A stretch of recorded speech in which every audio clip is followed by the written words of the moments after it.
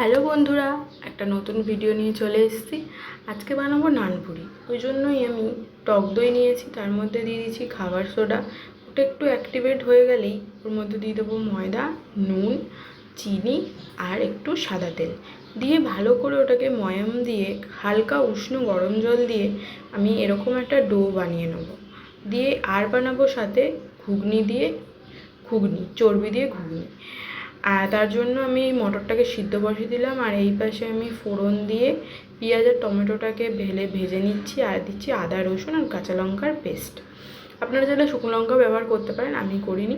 আর দিয়ে দেবো হলুদ গুঁড়ো, লঙ্কার গুঁড়ো দিয়ে একটুখানি কষে এলেই ওটার মধ্যে আমি চর্বিগুলোকে নুন হলুদ মাখিয়ে রেখেছিলাম ওগুলোকে দিয়ে দেবো। দিয়ে একটু নাড়াচাড়া করে ওর মধ্যে ঘুগনির মটরটাকে দিয়ে দেবো। দিয়ে ওর মধ্যে দেবো আমি চানা মশলাটা দিয়ে ভালো করে কষে ওগুলোকে আমি জল দিয়ে ঢেকে দেবো। আর এই দিকে আমি নানপুরিগুলো ভাজবো, ওই জন্য ওগুলোকে একটু বেলে নিচ্ছি হালকা হাতে। দিয়ে এবার আমি কড়াই গরম করে এর মধ্যে আমি এগুলোকে একটু সাদা সাদা করে ভাজতে হবে, লাল হলে কিন্তু হবে না। ভালো করে এগুলোকে আমি ভেজে নিয়ে এগুলোকে আমি তুলে নেবো। আর দেখুন কতটা সফট আর কতটা পারফেক্ট হয়েছে নানপুরিগুলো।